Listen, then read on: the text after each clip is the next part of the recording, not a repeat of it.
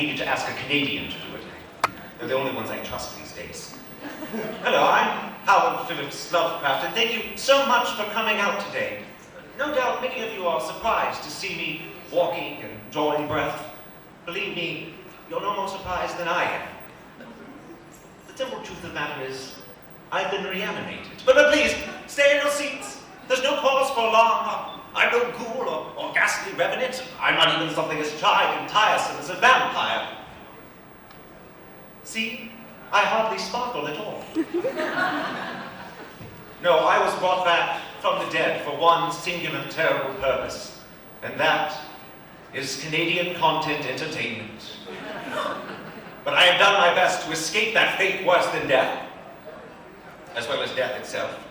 And now I must ask myself, what should I do? The obvious answer is to pick up writing again, but I don't know if I can do that and remain honest to myself and to you. Things have changed. It's a different era. I'm a man lost in time. I don't even have a chainsaw for an arm. Added to that, the fact that literacy rates have only plunged since my death. This is not a critique of you. No, it's simply a matter of fact.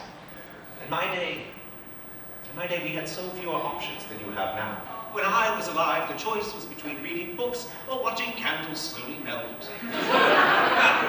But you are bombarded 24 hours a day by music and news and lascivious images. It's no wonder you people can't bring yourself to read something that doesn't have a title like 15 Celebrities You'll Never Believe of Fungal Crab People. And so, armed with this knowledge, I have decided to reinvent myself for this new age as a self-help expert.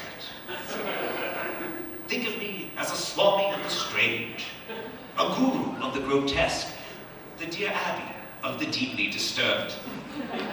In many ways, I'm like your Oprah.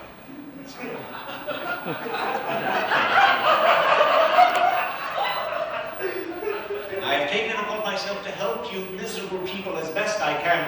Since coming from the dead, I have answered hundreds of questions, given my opinion from everything from horticulture to proper grooming. And now, I want to help you. You've all obviously made terrible life decisions to lead you here tonight. There must be something I can do.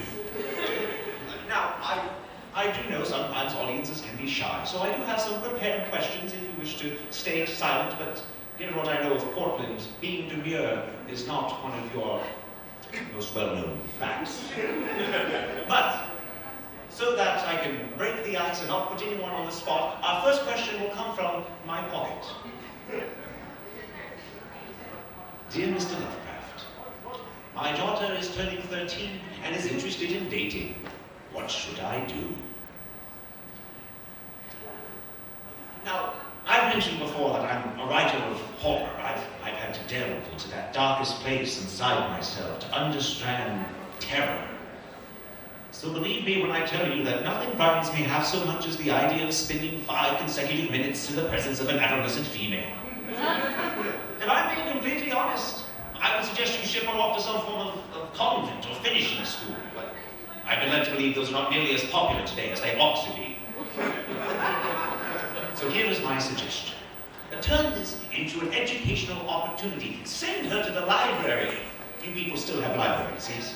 Yes, the large buildings with the books and the far too public toilets. Have her research all the great medieval romances, or find out about the mating rituals of Papua New Guinea people, or catalog all the known venereal diseases to mankind.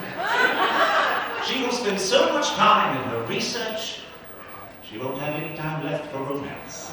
And the problem is thusly solved. You might find it hard to believe that I did not date much as a younger man. I did have one whirlwind romance. I can still remember the first time Sonia embraced me. She leaned back, I saw starlight in her eyes, and I said, "You're the first woman to have ever kissed me, other than my mother and aunts." She did not take too kindly to that. But with that horrible piece of personal business behind it, I would now like to hear from you. Does anyone here have a question?